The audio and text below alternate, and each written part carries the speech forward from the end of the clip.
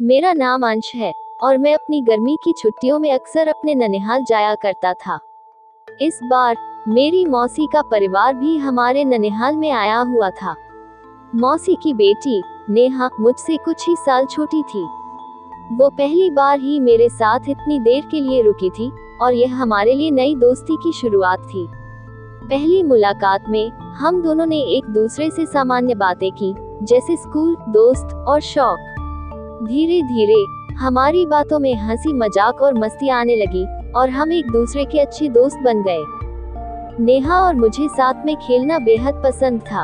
हम दोनों अक्सर ननिहाल के बाग में जाकर पेड़ों पर चढ़ जाते और पके हुए फलों का मजा लेते। एक दिन हमने सोचा कि चुपके से खेत में जाकर मटर के दाने खाए जाएं। लेकिन हमारी शरारत पकड़ी गई और हमें मौसी ने थोड़ी डांट भी लगाई। लेकिन इन शरारतों ने हमें और भी करीब ला दिया और हमारी दोस्ती और गहरी होती गई। नेहा अपनी कुछ परेशानियों के बारे में मुझसे बात करने लगी। उसने बताया कि उसे पढ़ाई में कुछ मुश्किलें हो रही थी। मैंने उसे समझाया और उसका हौसला बढ़ाया कि वो मेहनत से सब कुछ सीख सकती है। मैंने उसके साथ पढ़ाई करना शुरू किया और जो भी मुश्किलें आ रही थी उसे समझाने की कोशिश की। इसी तरह वो भी मेरे लिए एक सच्ची दोस्त बन गई। मैं अपनी बातें, अपने सपने और अपने डर उससे साझा करने लगा। एक दिन हमारे बीच किसी बात पर गलतफहमी हो गई और हमारी दोस्ती में थोड़ा तनाव आ गया। हम दोनों ने कुछ समय के लिए एक दूसरे से बात नहीं की, लेकिन फिर समझ में आया कि हम दोनों ने ही गलती की थी।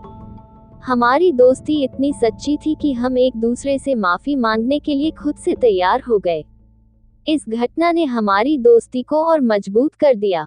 छुट्टियां खत्म होने का समय आ गया था और हमें अब अपने अपने घर लौटना था।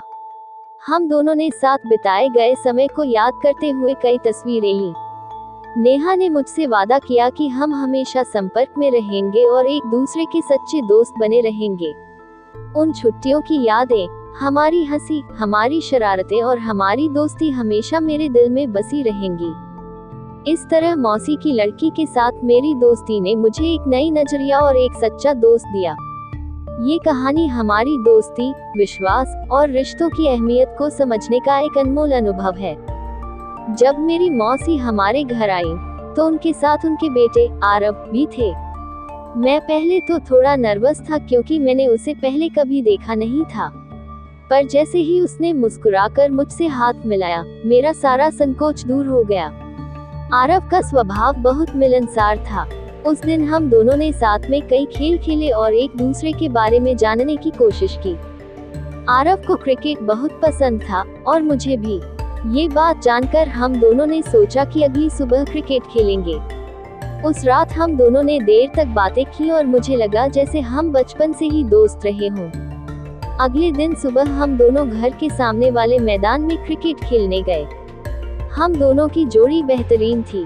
आरव बहुत अच्छा बल्लेबाज था और मैं एक अच्छा गेंदबाज। हमारी दोस्ती धीरे धीरे गहरी होती जा रही थी। हम एक दूसरे से अपने राज बांटने लगे थे और छोटी छोटी बातों पर हंसते खिलखिलाते थे। एक दिन आरव ने मुझसे कहा कि उसे स्कूल में गणित में परेशानी हो रही है। मैंने उसका मनोबल बढ़ाया और उसे कुछ तरीकों से गणित समझाना शुरू किया। धीरे धीरे उसे गणित में मजा आने लगा और उसकी समझ भी बढ़ने लगी। हमारी दोस्ती में भरोसा और सहानुभूति की भावना मजबूत होती जा रही थी। एक दिन एक मामूली सी बात पर हमारा झगड़ा हो गया। आरव को लगा कि मैं उसकी किसी बात का मजाक उड़ा रहा हूँ, जबकि मेरा ऐसा कोई इरादा नहीं था। हमने उस दिन एक दूसरे से बात नहीं की और मैं काफी उदास महसूस कर रहा था। अगले दिन जब आरव मेरे पास आया और उसने मुझसे माफी मांगी, तो मैंने भी उससे अपने गलतफहमी के लिए माफी मांगी। इस घटना ने मुझे सिखाया कि दोस्ती में गलतफहमी होना स्वाभाविक है, लेकिन उसे सुलझाना और माफ करना ज्यादा जरूरी है। समय के साथ मेरी मौसी और आरव को वापस जाना पड़ा। जाते वक्त हम दोनों के बीच एक अजीब सा खालीपन था। हमने एक दूसरे से वादा किया कि हम हमेशा संपर्क में रहेंगे और हर साल छुट्टियों में मिलेंगे।